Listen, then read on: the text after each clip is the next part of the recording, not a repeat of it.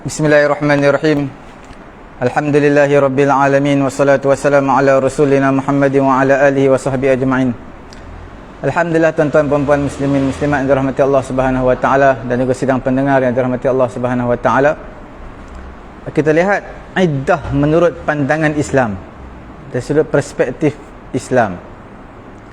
Menurut syarak, iddah ni nama bagi suatu tempoh masa menunggu oleh perempuan yang bercerai, sama ada bercerai hidup atau bercerai mati.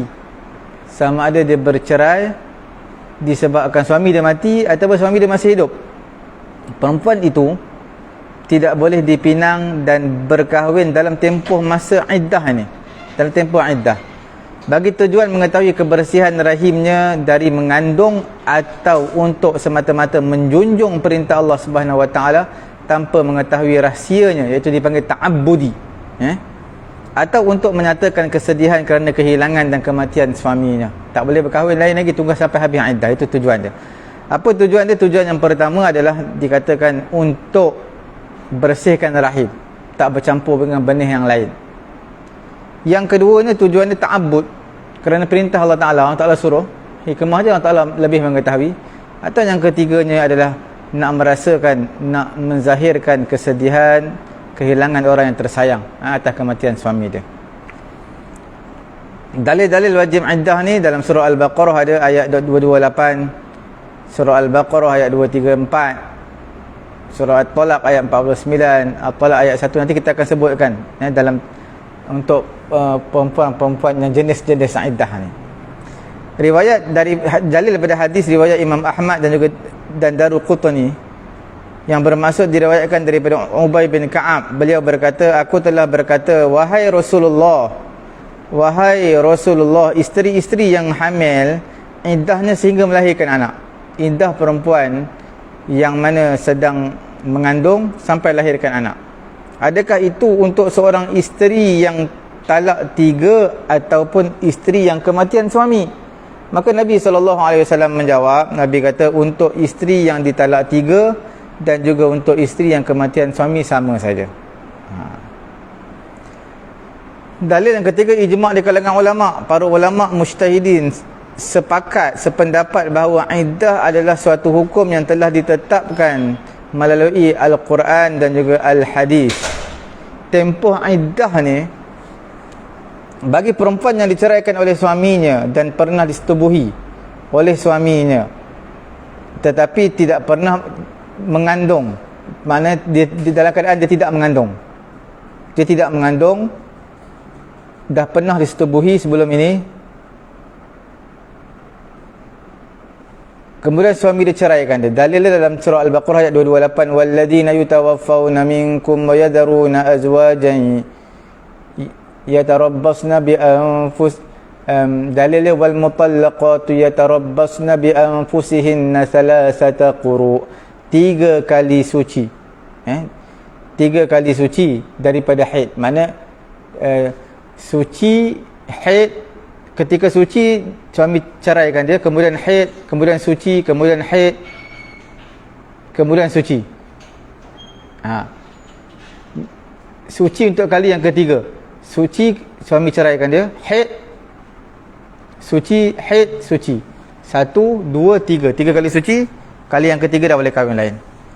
Ada yang 3 bulan, iaitu perempuan yang diceraikan oleh suaminya dan perempuan itu telah putus haid, maksudnya telah menopause, atau sudah tua, atau perempuan itu tidak pernah haid.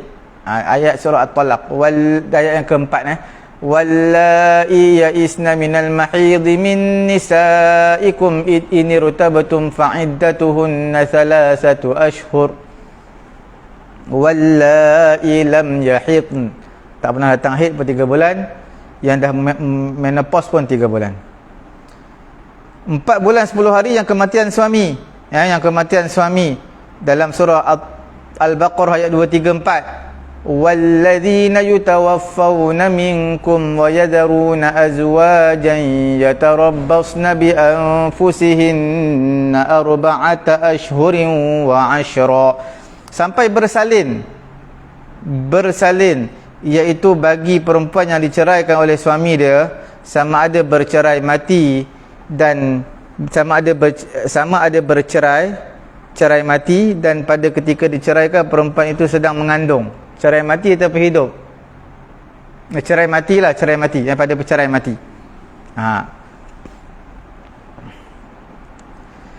Sama ada isteri tersebut suami dia mati ataupun suami dia hidup bercerai tapi dia mengandung. Surah At-Talaq ayat yang keempat. Apa tadi tu? Wallai ya'isna minal mahidhi min nisaikum in irtabtum fa'iddatuhunna thalathatu ashhurin wallai lam yahidn wa ulatul ahmali ajaluhunna an yad'ana hamlahun, sampai dia melahirkan anak, an yad'ana hamlahun. Yang tak ada iddah langsung bagi perempuan yang diceraikan tapi belum pernah disetubuhi oleh suami dia. Surah Al-Ahzab ayat yang ke-49. Ya ayyuhalladzina amanu idza nakahtumul mu'minati thumma talaqtumuhunna min qabli an tamassuhunna fama lakum alaihinna min iddatin ta'taddunaha. Fama lakum alaihin, tak ada apa-apa kat atas, tak ada apa-apa iddah sebab tak pernah disetubuhi oleh suami dia. Sebab-sebab yang diwajibkan beriddah ini, penceraian sama ada dengan talak satu atau fasakh, dengan syarat berlaku persetubuhan baru ada iddah. Yang kedua, suami itu orang yang mungkin dapat melakukan persetubuhan. Kalau suami tersebut kecil, umur 10 tahun, 9 tahun, tak boleh lakukan persetubuhan, jadi tak ada iddah. Ataupun suami tersebut sakit, tak boleh bersetubuh, jadi perempuan tu tak ada iddah juga.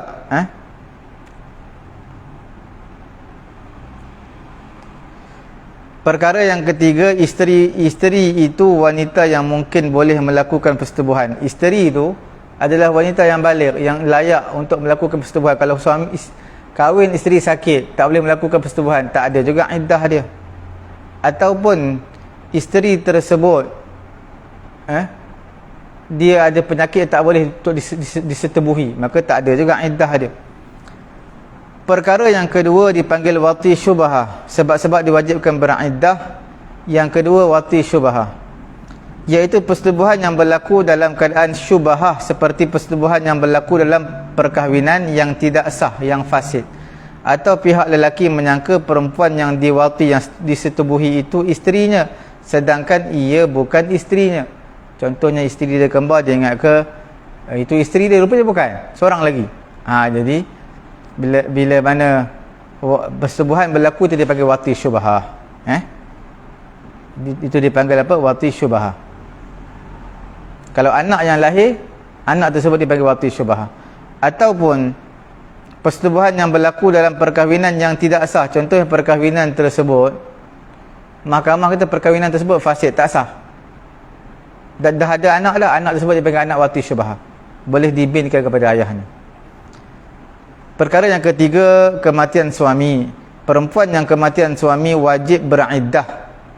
Perempuan yang mana kematian suami wajib beriddah walaupun ia belum pernah disetubuhi atau sedang dalam menjalani iddah talak raj'i yang boleh dirujuk.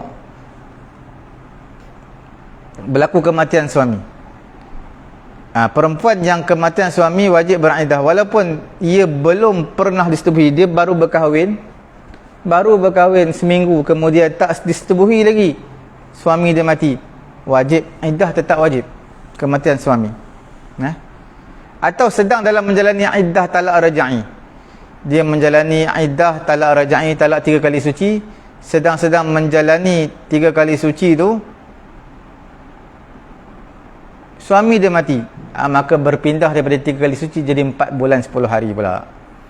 Hikmah kewajipan beriddah untuk mengetahui bersih rahim seseorang wanita, sehingga tidak bercampur antara keturunan suami pertama dan juga suami yang kedua yang dia baru kahwin. Perkara yang kedua, memberikan peluang kepada pasangan suami isteri memikirkan kesilapan masing-masing dan membolehkan mereka rujuk semula tanpa perlu akad nikah. Memberi peluang kembali untuk talak 1, talak 2 lah. Mungkin suami marah sangat, terlepas cakap, ataupun ada kesilapan isteri yang menyebabkan suami cerai, kemudian dua-dua menyesal, boleh rujuk kembali. Ataupun yang ketiganya, untuk menyatakan kesedihan dan berkabung di atas kematian suami kerana isteri kehilangan tempat mengadu. Berkabung ni untuk yang 4 bulan 10 hari lah. 4 bulan 10 hari untuk kematian suami, nak menyatakan rasa sedih lah. Kalau tak ada 4 bulan 10 hari, takut-takut hari ni mati, esok terus kahwin, jadi tak rasa penghargaan kepada suami. Perkara yang keempatnya, yang terakhir, sebagai satu sanjungan kepada institusi perkahwinan yang dibina agar semua pihak dapat memikirkan kepentingan keluarga dari sudut maruah keturunan dan anak-anak. Perkahwinan diberi iddah 4 bulan 10 hari ini, ataupun diberi tempoh 3 kali suci, supaya nak bagi tahu institusi perkahwinan, gerbang perkahwinan yang dibina bukan saja-saja, bukan seronok-seronok, bukan untuk santai, bukan hanya untuk berseronok seminggu dua minggu, tapi untuk kita sama-sama fikir kepentingan keluarga yang kita bina untuk selamanya, dari sudut maruah keturunan dan juga anak-anak. Jadi tuan-tuan puan-puan muslimin muslimat yang dirahmati Allah Subhanahu wa taala, bila sebut tentang iddah, hikmah yang kita bagi tu tidak bercampur nasab dalam kitab kitab apa ini dipanggil sebagai Al-Yaqutun Nafis. Yang dalam kitab Al-Yaqutun Nafis, Al-Yaqutun Nafis, okey, supaya hikmah dia tidak bercampur nasab, benih air mani. Dan boleh juga dikatakan ta'abbudiyah yang kita sebutkan tadi. Iddah ini nak menceritakan tempoh yang syariat telah buat satu garis panduan secara terperinci, sama ada kematian suami ataupun boleh wujudnya perpisahan antara suami isteri yang sementara. Apabila ada salah satu daripada dua sebab ini, wajib kepada isteri untuk beriddah, illa melainkan isteri yang belum disetubuhi. Tiada iddah talak ke atas perempuan yang belum disetubuhi. Kalau kematian suami ada. Adapun iddah kewafatan suami, maka wajib. Apa yang wajib? Wajib beriddah kalau suami mati, sama ada dia telah disetubuhi ataupun belum, sama ada dia tu masih kecil, kanak-kanak kecil yang berkahwin tadi, kanak-kanak kecil, ataupun ayisah, ataupun dia telah dewasa, telah menopause, tetap ada 4 bulan 10 hari tadi. Walau kana zawjuha ghaiban anha sinin, walaupun suami dia telah hilang daripada dia selama beberapa tahun, kemudian dengar kata mati, ada bukti yang jelas, mahkamah putuskan mati, maka startlah beriddah 4 bulan 10 hari.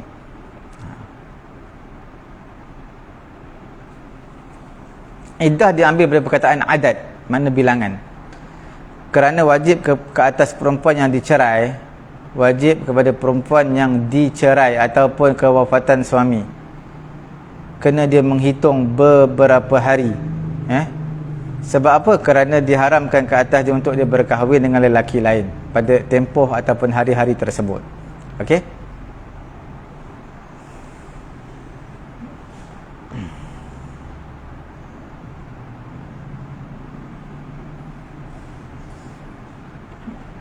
Dalam Quran menyebutkan wa yatarabbasu bikumud dawair, ataupun wal mutallaqatu yatarabbasna bi anfusihinna. Perempuan yang beriddah, yang ditalak, iddah dia kena tunggu 4 bulan, 3 kali suci. Apa perbezaan intizar dalam bahasa Arab? Intizar makna tunggu, tarabbus makna tunggu juga. Apa beza dia? Al-intizar qad yantazirul insan amran wa huwa murtah. Intizar ni tunggu satu perkara yang sambil santai, sambil relax, tidak perlu tergesa-gesa, tidak rushing lah. Tapi bila mana digunakan perkataan tarabbas ni dia tunggu, tapi tunggu bila lah nak dapat kemenangan. Contoh wa tarabbasu bikumud dawair, ataupun contoh menunggu bilakah habis kematian suami ni, habis iddah kematian suami ni supaya dia nak kahwin lain. Itu tunggu juga. Tapi tunggu digunakan tarabbas. Kerana tunggu tu lebih perit ataupun susah. Sebab dia lama.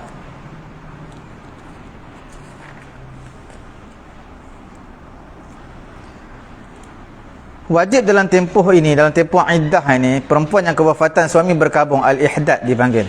Maknanya tak boleh pakai pakaian yang berhias, berlebih-lebihan, berhias. Pakai pakaian biasa je.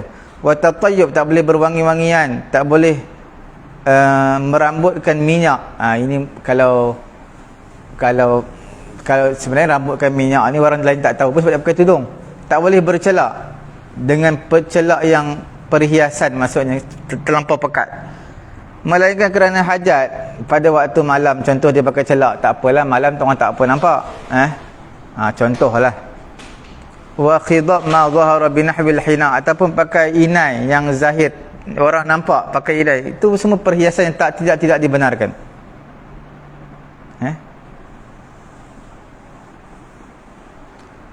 Itu sekiranya pada waktu siang tarakat tahalli bihabbin wa musawwaghin wa yajibu 'alayha wa 'ala ghairiha mulazama al-maskan. Perempuan yang kematian suami tak boleh pakai berhias lah. Tak boleh pakai pakaian yang berhias atau manik atau permata, rantai, cincin dan sebagainya yang berhias. Wajib kepada dia, kepada perempuan yang beriddah ini, untuk dia duduk di rumah. Alladhi kanat fihi 'inda al-firqah, ketika mana duduk di rumah, di rumah yang mana berlaku perpisahan dia dengan suami dia. In laqa biha, yang mana dia berlaku perpisahan dengan suami dia di rumah tu, maka dia duduk di rumah tu. Walaysa li ahadin ikhrajuha, maka tak boleh seorang pun mengeluarkan perempuan tadi daripada rumah yang sedang beriddah. Wala laha khurujun minhu, tak boleh bagi perempuan tadi keluar daripada rumah tersebut walaupun suami dia bagi setuju. Tak apalah, nak keluarlah, nak keluar pindah rumah lain, pindahlah. Tak boleh juga walaupun redha daripada suaminya. Waliman la nafaqata laha, dan tidak boleh juga bagi orang yang tiada nafkah baginya.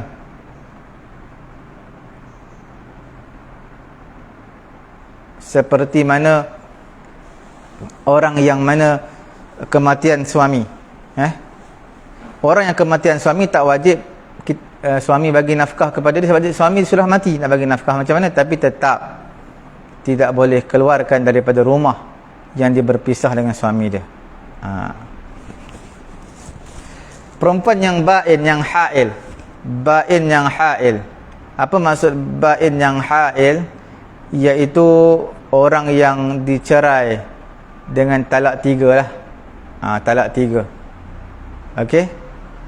Dan dia tidak mengandung, dia tak boleh keluar juga, melainkan keluar itu keluar kerana darurat, kerana dia kerja dan sebagainya lah.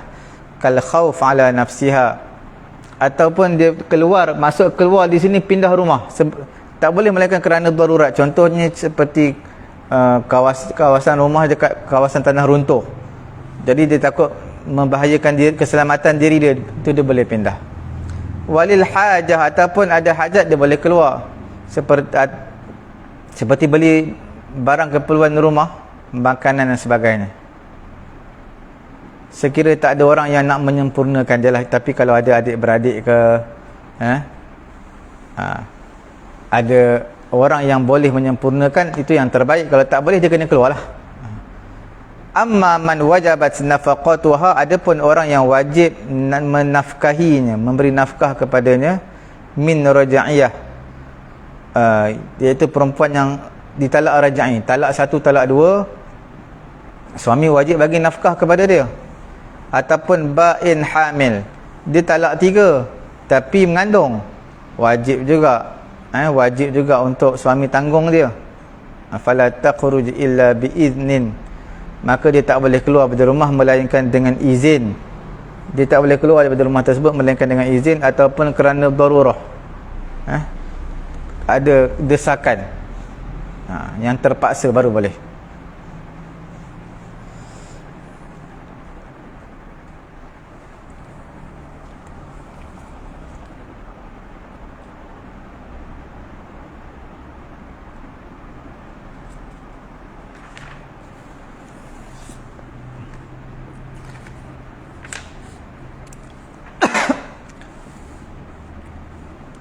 iddah ni kita kata tujuan dia adalah untuk bersihkan rahim perempuan,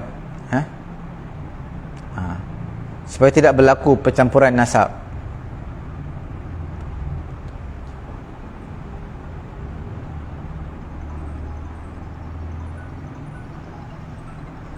Dan kita menyatakan juga, kita katakan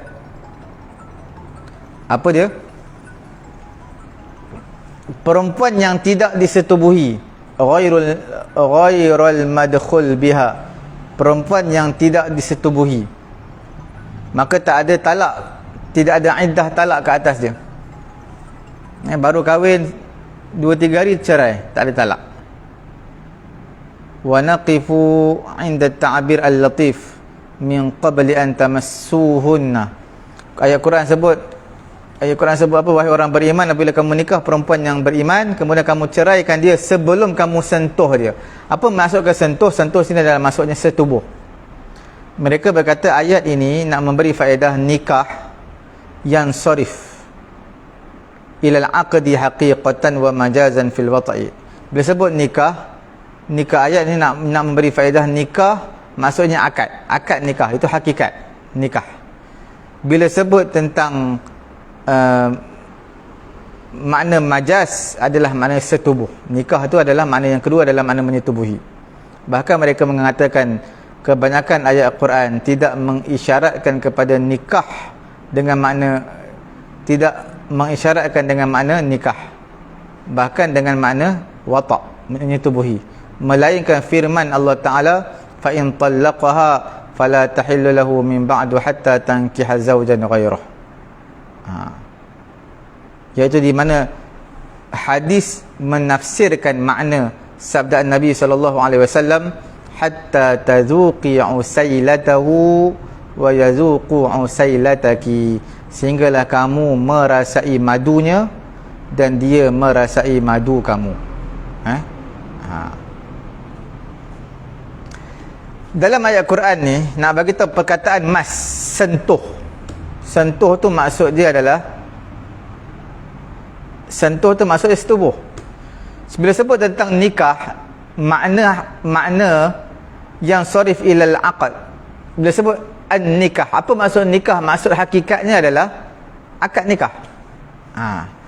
Tapi maksud yang kedua, makna majaz, maksud yang kedua nikah adalah maksudnya menyetubuhi.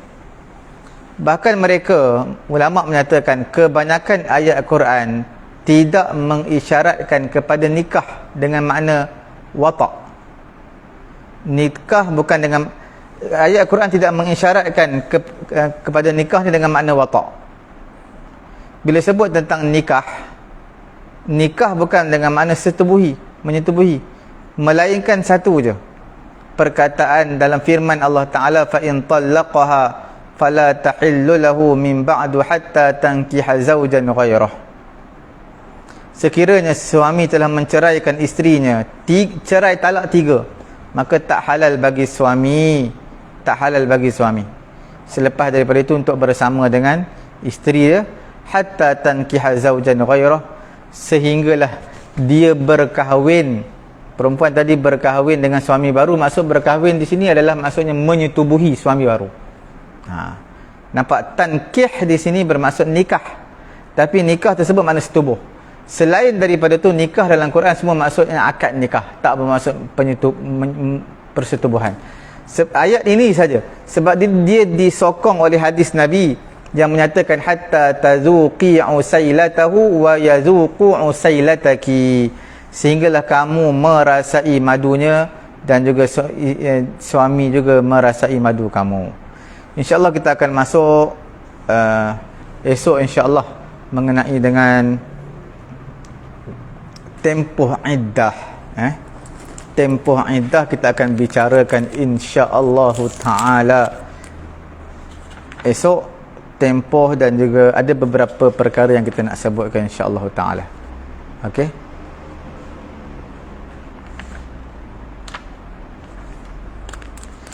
Saya kira cukup sekadar ini dulu untuk pengajian kita siri yang ke-8